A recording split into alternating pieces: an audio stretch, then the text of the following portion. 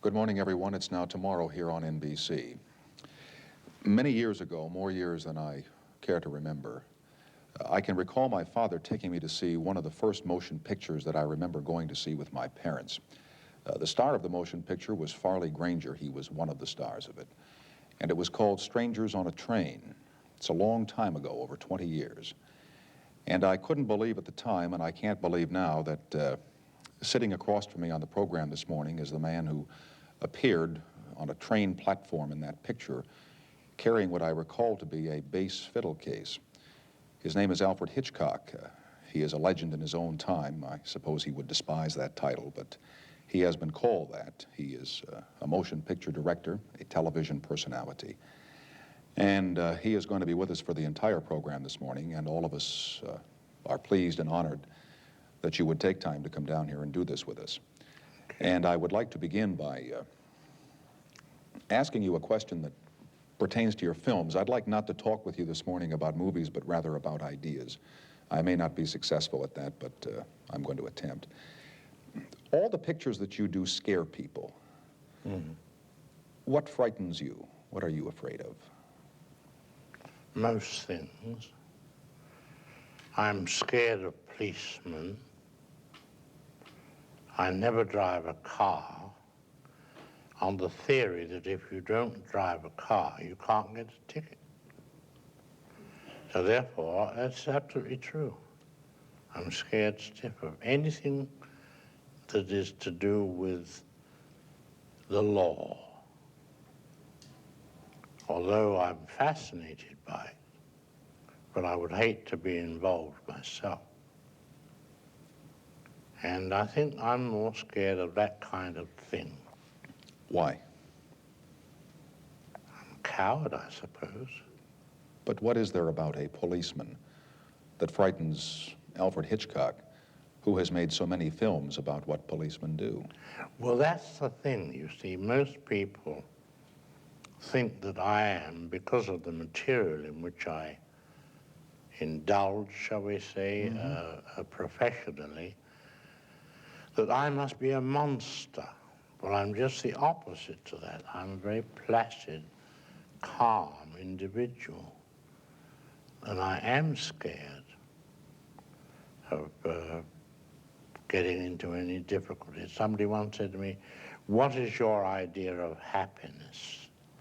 I said, "A clear horizon." Not even that horizon with a tiny cloud, no bigger than a man's fist. It has to be absolutely clear. Ingrid Bergman once said of me, she said, the trouble with Hitch is that he won't have a fight. Because I walked out on her when she was bickering about something on the set. And I just walked away, and when her head was turned, she looked back and I wasn't there. May I bring you back to the policeman for just a moment? Yeah. What could a policeman do to you that would frighten you? Well, he could charge me with some offense, like parking, and then I would get a ticket, and that would scare me. I'm like the man in that old legend. I think it's called, it was a man who was supposed to pay $2. It was an old music hall sketch. Well, apparently he quarreled with the policeman. It was the fine would have been $2. And then in doing so, he hit the policeman. And now it was assault. And then from that, he was moved to the jail, and there he got into trouble with another prisoner, and he attacked him, and there was a fight, and eventually this prisoner was killed. Now he was arrested for murder, tried, and was on his way to the electric chair. And somebody said, "Why didn't you pay the $2? And a policeman is probably the only man who can come to you in the street and for no reason at all say, "Won't you come with me?" And you really don't have much choice, do you? Well, my stomach would turn over. A joke was played upon me, and I'm not kidding, it did scare me. What was the couple, Jinx Falkenberg, and what was the name of her husband? Tex. Tex McCrary. McCrary, that's right. I did an interview with them, many years ago in New York, and I sat in the little studio, and there was an empty chair opposite me, and suddenly a policeman came in and sat in the chair and scared the hell out of me. He said, "May I see your license?" I said, "I don't have one." And he did it as a gag, but it worked. Well, you'd best behave tonight or we're going to call the cops. We will continue with Alfred Hitchcock after this announcement. We continue now with Alfred Hitchcock, the motion picture director. You and I have very little in common, but we have one thing. We have some Jesuit training in our background. Oh, I didn't know Yes. that you had that stigma. Do you consider that to be a stigma? No, let's call it a stigmata. Why do you say that? You know, I saw a terrible thing once, I'm not kidding, in a French magazine. And it was one of those satirical French magazines. And there was a picture of God sitting on a cloud, a bearded old gentleman. And just slowly coming up through the clouds was the figure of Christ, with hands held out and a woe-begone expression, with holes in each hand. He's looking up to his Father, and God is poking his tongue out at him. He said, "There, you see, I told you not to go down there."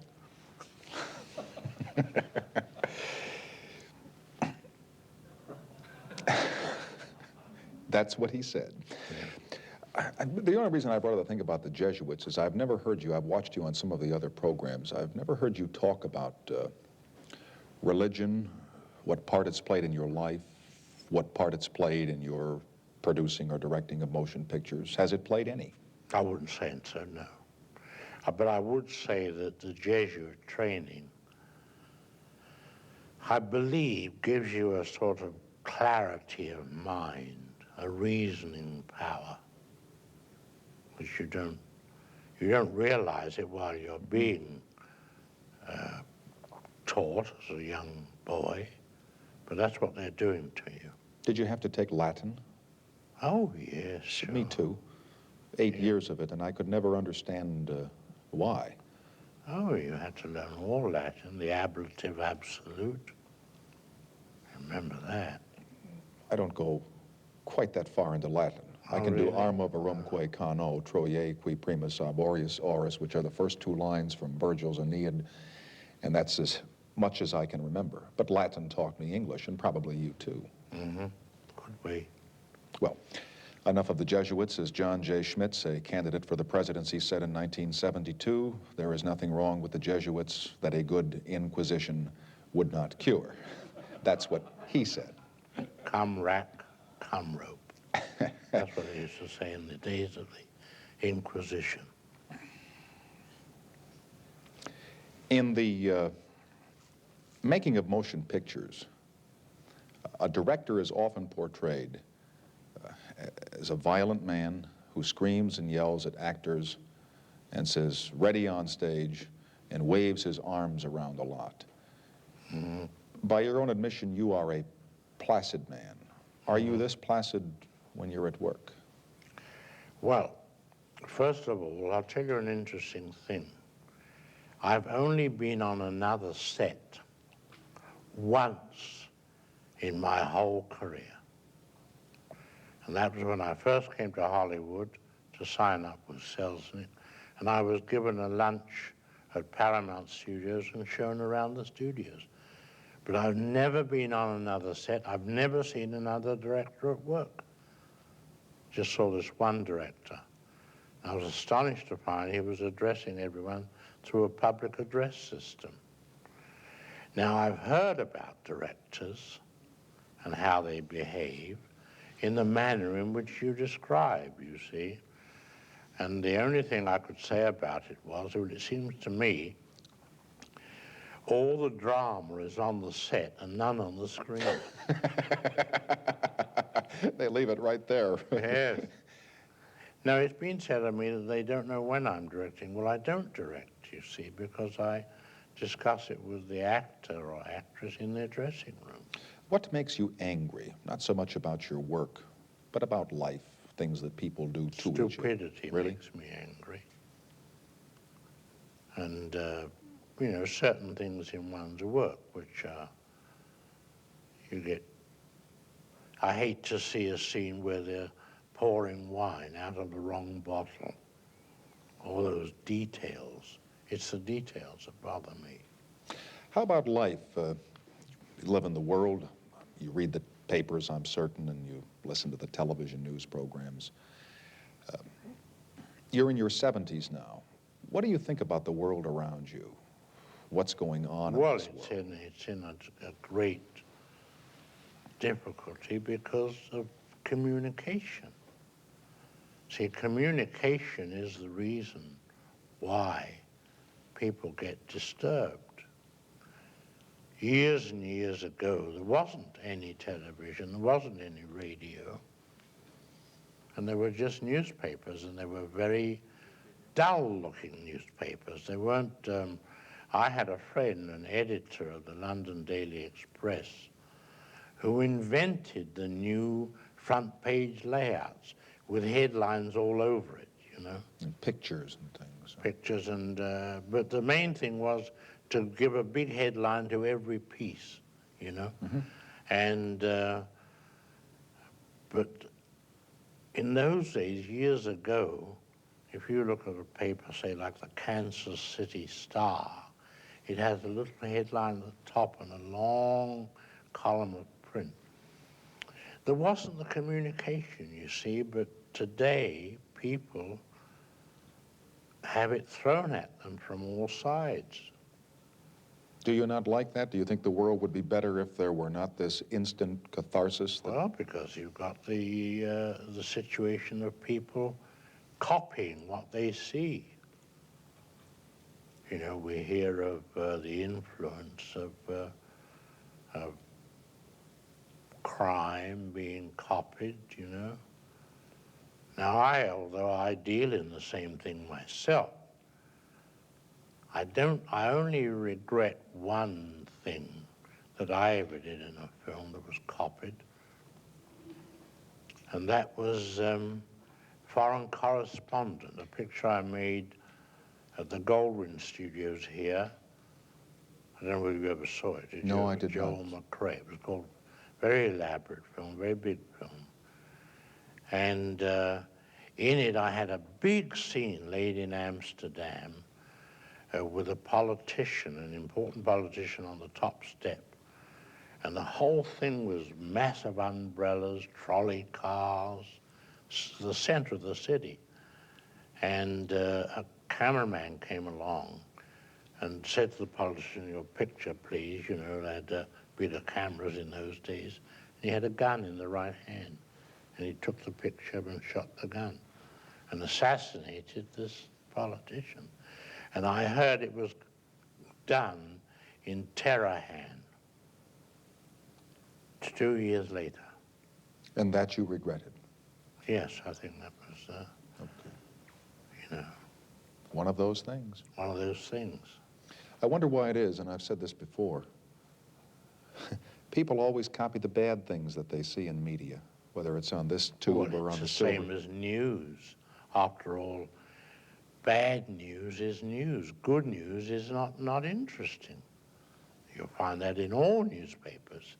Only bad news.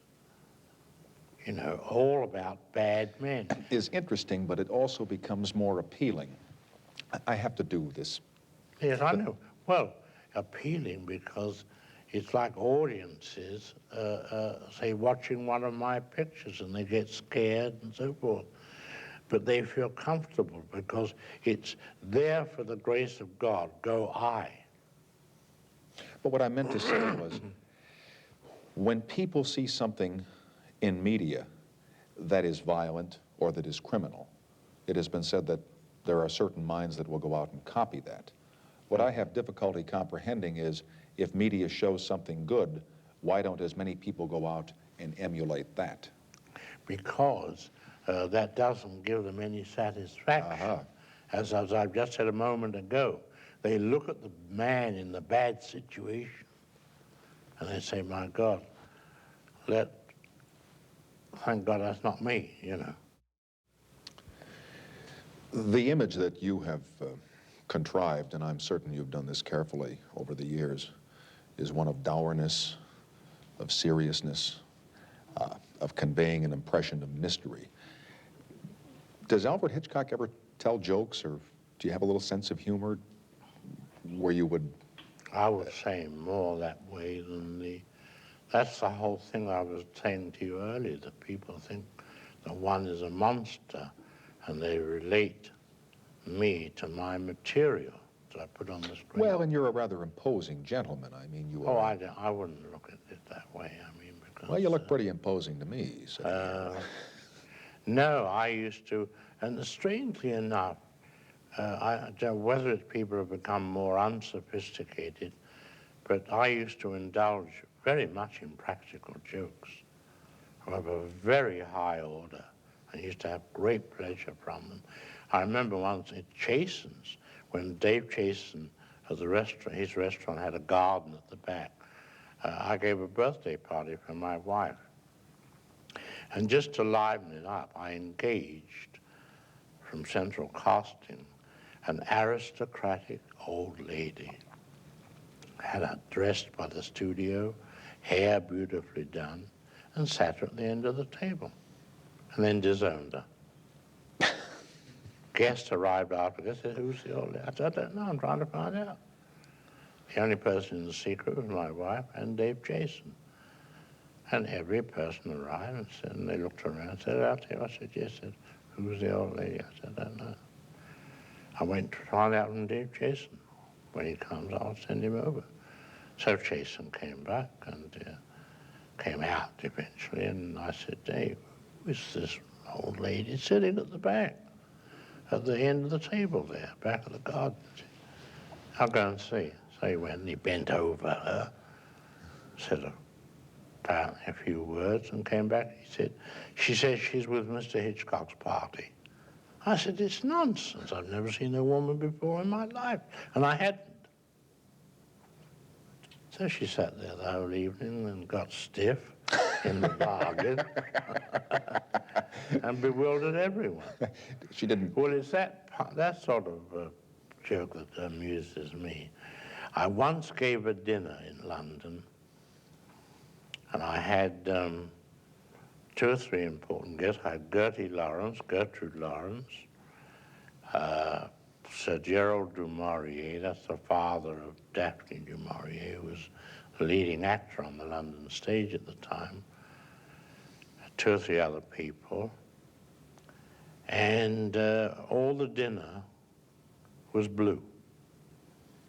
Everything you ate was blue. You mean the food? The food. But celery, carrots, all that stuff?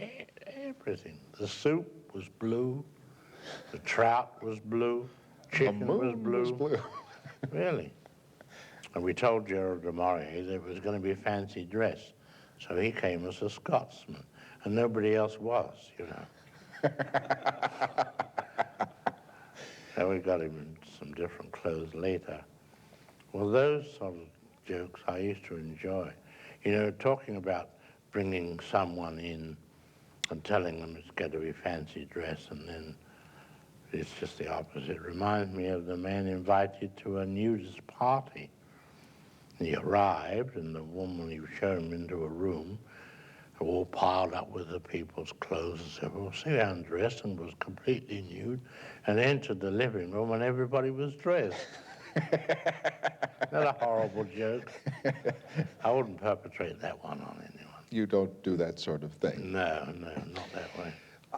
I want you to introduce America, for those people who haven't heard it yet, to something that we talked about on one occasion some time ago, rhyming slang. Rhyming slang. Remember when you asked me if I knew how the raspberry got its name?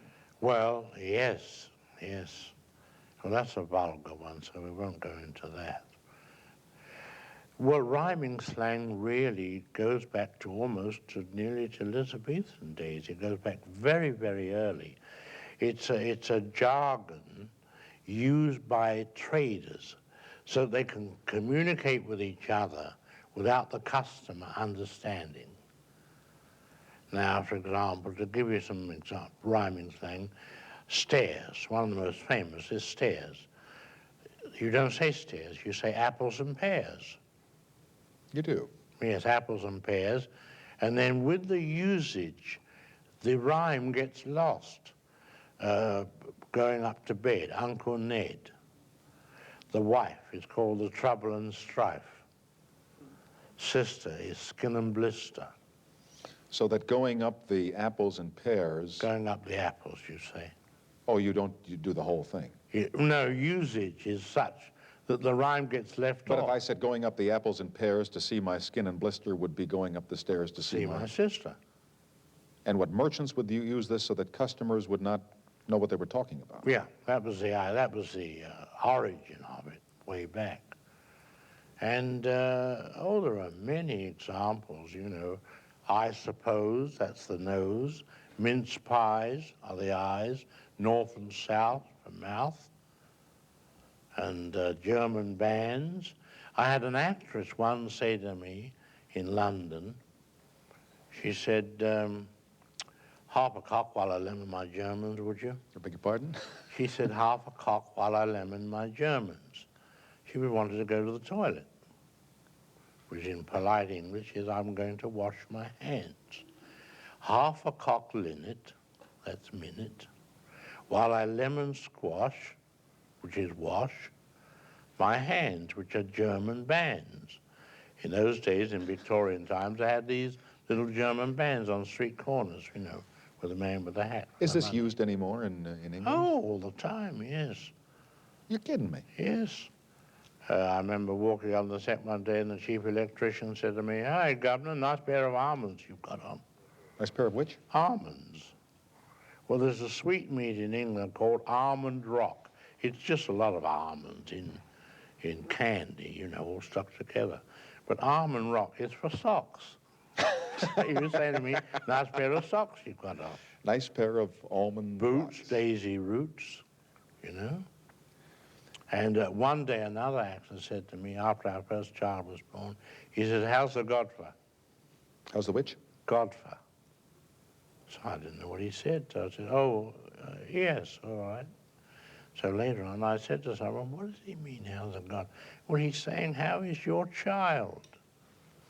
How is the God forbid? Which is rhyming slang for kid. How's your kid? But he only said Godfer. He didn't even say God forbid. Oh, they lose the rhyme. Everybody understands it usage, so well. You know, they know it so well, they don't have to. Oh, it would be kind of amateurish. It's corny just to use the whole rhyme. Well, then we can let the whole country spend all night wondering how the raspberries really got its name. Now, we will not tell, because it would be corny to give the rhyme, wouldn't it? No, no raspberry is raspberry tart, that's all. Yes, sir. But that's said seriously. No humor about it at all. We're still on rhyming slang. No, this is not rhyming. But this is the use is the way things with the meaning get into the language. All right. What would you not do in a movie that you were making? Today they put everything on the screen. These X-rated pictures, there's nothing left to the imagination insofar as morality is concerned. There are very violent pictures made where horrible things are done to the human body. What wouldn't you do? What turns you off in making Well, pictures? what turns me off are what I call all-in wrestling matches in bed. You see that all the time, you know, it's a cliche.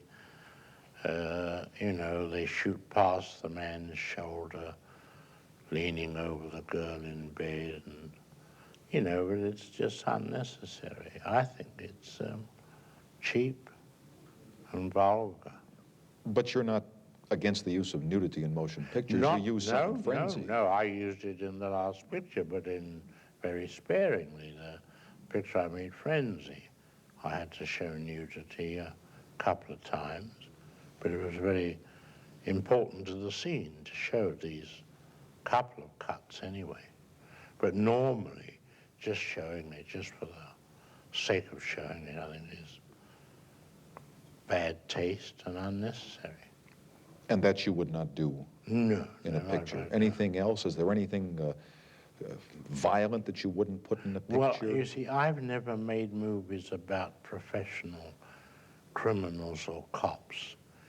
If you'll notice, if you look back over the films that I've made, generally speaking, they're about ordinary people in bizarre situations.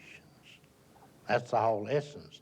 The movie I made, like North by Northwest, Cary Grant, it's an ordinary businessman, gets mistaken for a spy. And of course he goes through the most bizarre experiences.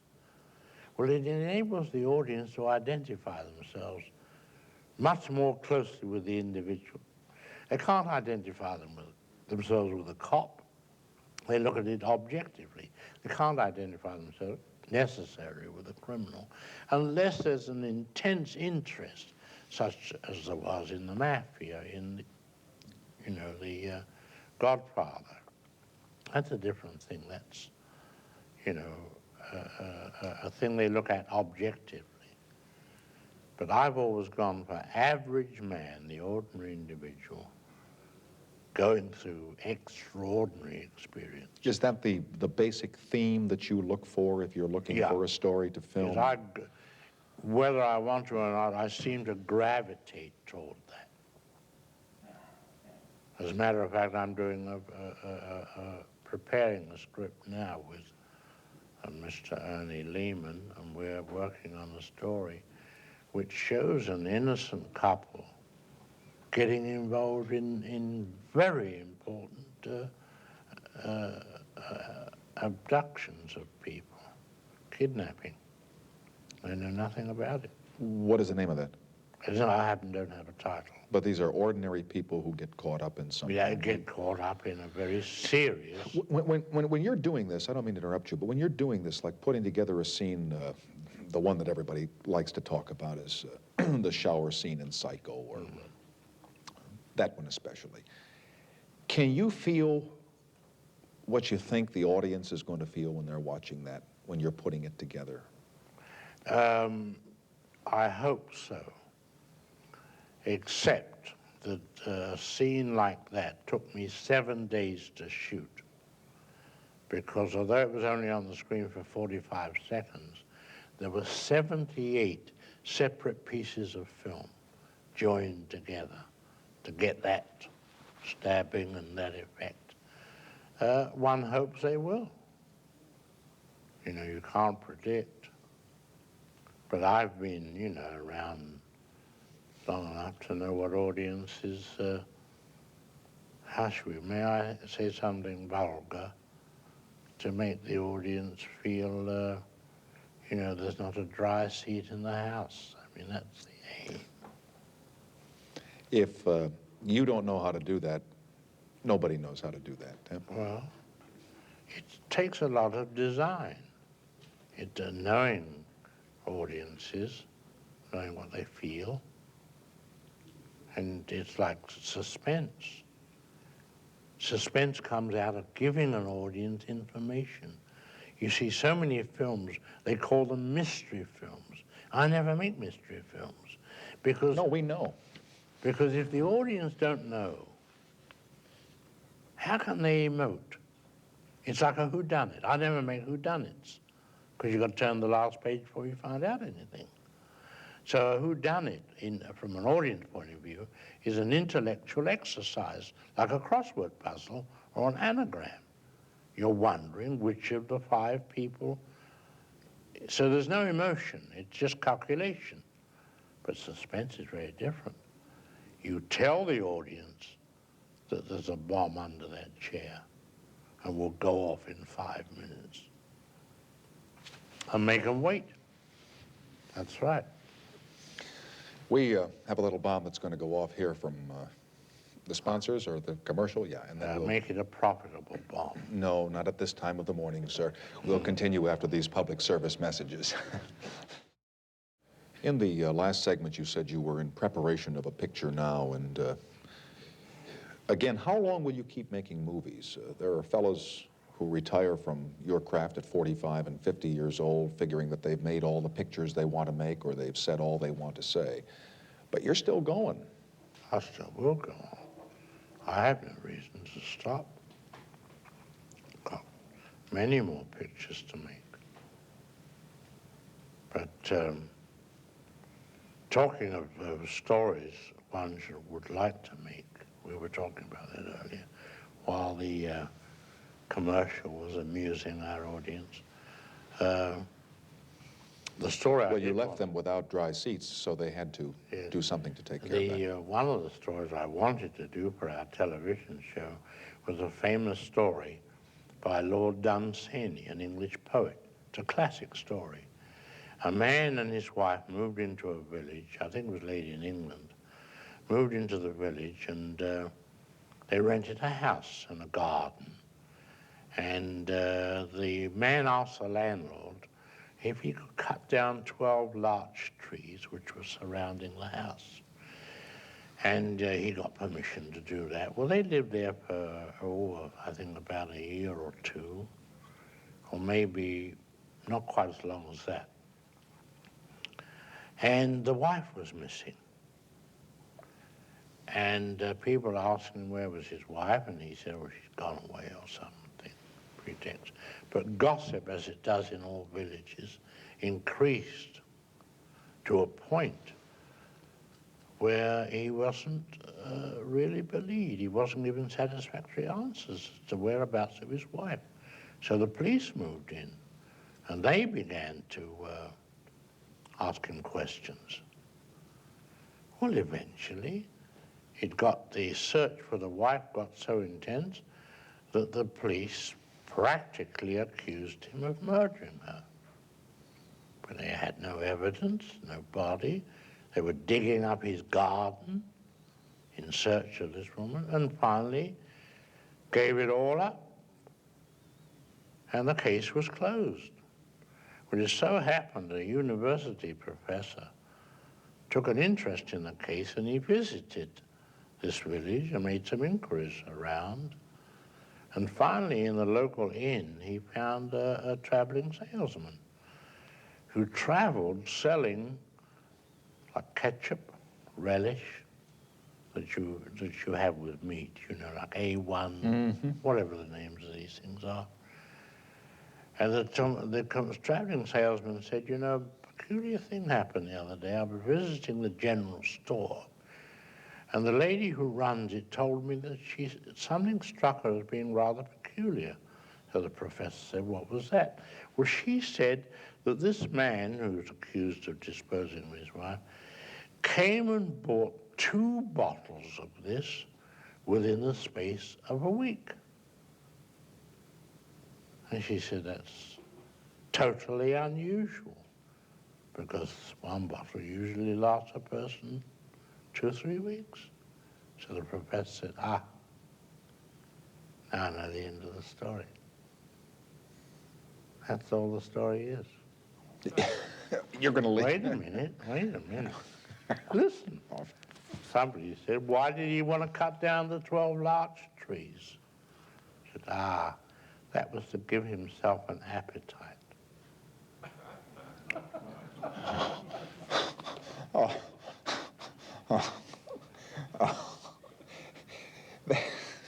What a horrible story.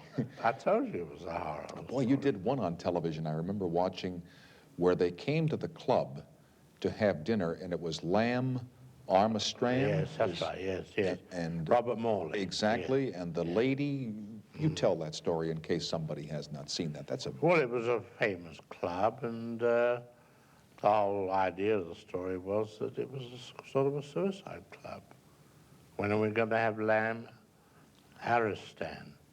And it turned out to be human flesh, you know. So, let me tell you one more interesting story. I think we have time. I'll tell it quickly. A man was riding across the Australian desert. in his car, South Australia, loaded up, and the back axle goes. He sees in the distance an oasis, and there he trudges and finds it beautifully kept, rings the bell, man answers the door, explains his predicament, said, "Will you come in, sir?" And the man, the owner of the house comes in, and he explained his problem. He said, well, the owner of the house, a very dapper, well-dressed man, sort of like Clifton Webb used to be years ago. And he said, well, the only thing is the nearest place is 100 miles back from where you've come. He said, if you care to stay here for a night or two, I'll have my man take your car back there and get it repaired. He said, well, that's a wonderful idea. Thank you very much. So everything is arranged. He goes up to the room, changes, comes down for a cocktail, and is introduced to the man's wife and daughter. He's struck by these two attractive women. In fact, the wife attracts him very much because they could almost be sisters, mother and daughter. And after dinner, and everything very polite, goes to bed, and at midnight there's a tap on the door. He switches the bedside lamp, and the door half opens, and the voice of a woman says, please, no lights, no lights. He says, all right, turns the light off, door clicks, and she comes over to the bed. He said, you know, we live a very lonely life here, as you can see. And gradually, a conversation, as she begins to caress him, his hand first, and finally, of course, the inevitable. About 4 a.m., she said, I've got to go, it's getting light. He said, but tell me, which are you, mother or daughter? I've got to know. She said, I don't want you to know. Let it be that way. Goodbye. She goes off. Well, that morning, coffee and breakfast by the pool. He looks from mother to daughter, gets no sign at all. And he's absolutely baffled. He leads it, I didn't sleep well last night. They're all probably a strange bed and so forth. Second night, same thing happens again. He said, I've tried all day to get some sign from you. Nothing. She said, I'm not going to give you any sign. No. Same thing in bed, 4 a.m., she goes. Have a wonderful night together. Following day, same thing again. Third night, he said, you know, my car's repaired, I'm leaving tomorrow. Why don't you come to Melbourne? Meet me there. So she, no, no, no. Let this be our last night. She's now, he feels the tears, and embrace and so forth. And she goes. Well, in the morning, car's ready and so forth. He looks at mother and looks at daughter, shakes each one by the hand and presses it hard. No response. And the owner of the house escorts him to his car. He said, you know, I dare say you've wondered why we live in such a remote place just as this. He said, well, the man said, if you wouldn't think me impertinent, and I did wonder. He said, well, you see, we have another daughter that you've never met. And she's the reason why we live here, because, you see, she's a leper. We will continue after this announcement. Wow. I know from reading about Alfred Hitchcock that he is a man who loves grand food and good wines, and he's now on a diet. He's lost 14 pounds in the last 2 weeks. I would say, yes, 14 in the last 10 days. I would say that in my lifetime, I must have lost altogether 500 pounds. Truly. You ever wonder where it goes? I lost 100 pounds when I was making a movie with Tallulah Bankhead, Lifeboat, 1943. I lost 100 pounds. What is the reason for this newest diet? I'd reached a plateau. And it was a decision one has to make. I got too heavy.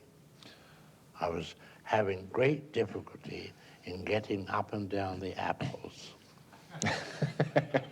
Yes. and pears.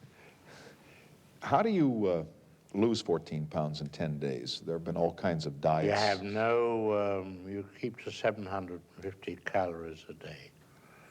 No bread, no butter, nothing in the way of desserts. Just meat, string beans. That's it. Yeah. Do you drink a lot of water like some people do? No, I don't believe in water because that's the very thing they're trying to get rid of. Exactly, but they Oh, say if you no, drink 8 or 10 glasses of it a day, it will. No, get rid. I don't believe in that. I think in the dieting, you should keep yourself dry. It's a terrible time to go on a diet with the holiday season coming on, all those Christmas goodies. No, you have to turn not your back on it, you have to turn your front on it. Yes. Did you ever think many, many years ago, when you were first starting to do this, that it would come to this where they would be writing books about you and doing retrospectives on television of your films, that you would be worshipped by young filmmakers as a master of your craft? Could you foresee all this back in 1915 or 1920? No, not at all. I think the most gratifying thing that I enjoy about one's job is being able to appeal to world audiences, the Japanese. See, I can walk down the Ginza in Tokyo and be recognized. They know you, yes. In Japan, they know me. And that's the most gratifying thing. And it comes through one's work, not through one's publicity agent or what have you. Same in Germany. I'll never forget, we crossed the frontier once at Metz, entering France. And the gendarme put his head in the window and said, "Ah, Hitchcock." And then we had to wait, and he went inside and brought out all the other officers and gave them all autographs. Now listen, I'm not an actor or anything like that. This is very All flattering. directors are actors. What? All directors are performers, I'm not. actors. Oh, you appear I in would your never movies. sink so low as to be an actor.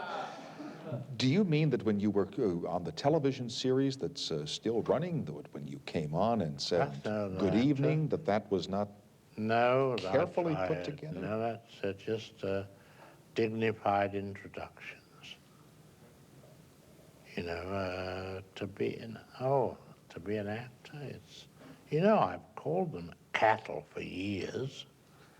And they For still 30 keep, years, I call all actors cattle. and they still keep coming back to the barn, don't they? I remember Tyrone Power's wife, when he was alive, she said to me, "Why do you call my husband cattle?" I said, "Well, he's nice cattle." We'll do a nice little interruption here, and then we'll continue and say goodnight to our special guest this time, Alfred Hitchcock. This whole hour has gone by faster than any of us had hoped, and all of us on the program are indebted to Alfred Hitchcock for coming here this time and sharing with us some stories not only about films, but about how he feels and what he is afraid of. I trust you have some word of reassurance. Just that leprosy, I want to assure you, is not contagious, although I think leprosy would be a nice name for a girl. Have a great day from all of us on the late shift in California.